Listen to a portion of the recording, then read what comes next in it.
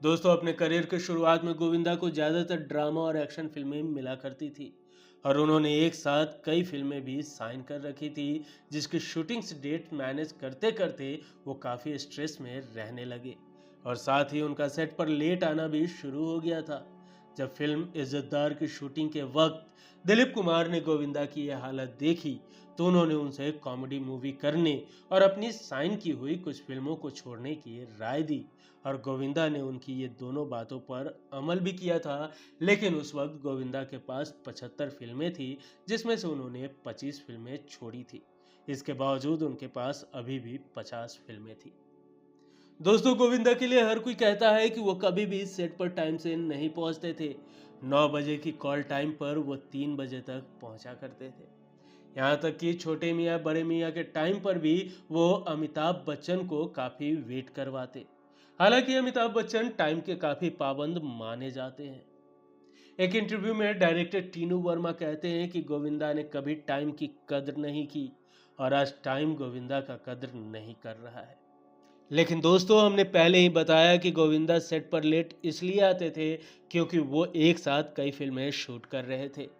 हालांकि जब तक उनकी फिल्में हिट होती रही थी तब तक प्रोड्यूसर्स और डायरेक्टर्स इनके लेट आने की आदत को झेल रहे थे, क्योंकि गोविंदा जितनी देर के लिए सेट पर आते उतनी ही देर में बाकी एक्टरों से दोगुना काम कर दिया करते थे।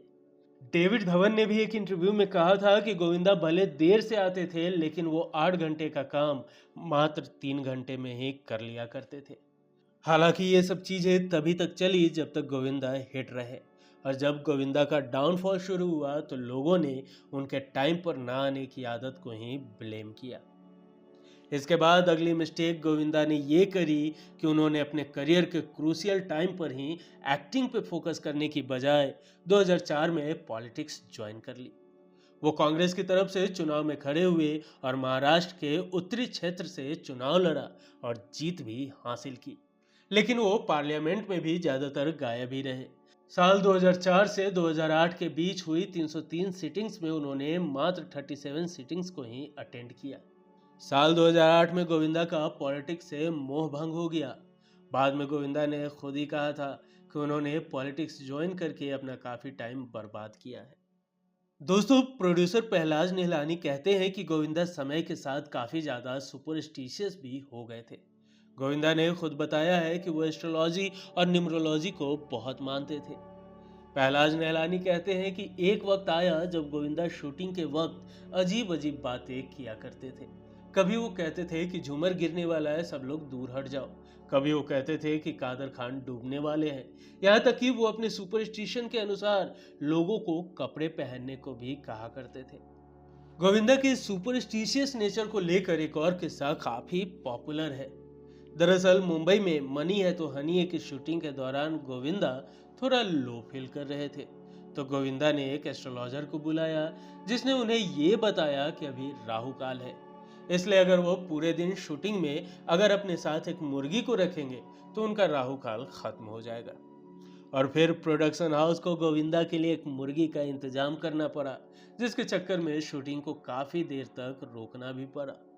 जब मुर्गी का इंतजाम किया गया तो शूटिंग शुरू हुई तो कुछ देर बाद वो मुर्गी ही मर गई, लेकिन क्योंकि एस्ट्रोलॉजर ने पूरी शूटिंग उसके साथ करने को कहा था, इसलिए गोविंदा ने पूरे दिन उस मरी हुई मुर्गी के साथ शूट किया। दोस्तों, गोविंदा के इन्हीं सुपरस्टिशियस के चलते एक टीवी शो भी बंद हो चुका है। 38 साल के करियर में गोविंदा ने तकरीबन 170 फिल्मों में काम किया। उनकी पिछली फिल्म 2019 में रिलीज हुई थी जिसका नाम रंगीला राजा था। ये फ्लॉप फिल्म थी। इसके बाद गोविंदा को कोई फिल्म नहीं मिली। खाली बैठने की वजह बताते हुए गोविंदा ने 2022 में दिए एक इंटरव्यू में कहा था कि मैं जल्दी काम एक्सेप्ट नहीं करता। मैंने 100 करोड़ का प्रोजेक्ट भी ठुकराया था।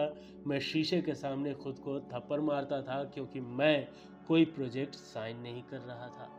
लोग मुझे काफ़ी पैसा ऑफर कर रहे थे लेकिन वो सब रैंडम रोल्स ऑफर कर रहे थे। मैं कुछ वैसा करना चाहता था जो मेरे लेवल का है, उस लेवल का काम।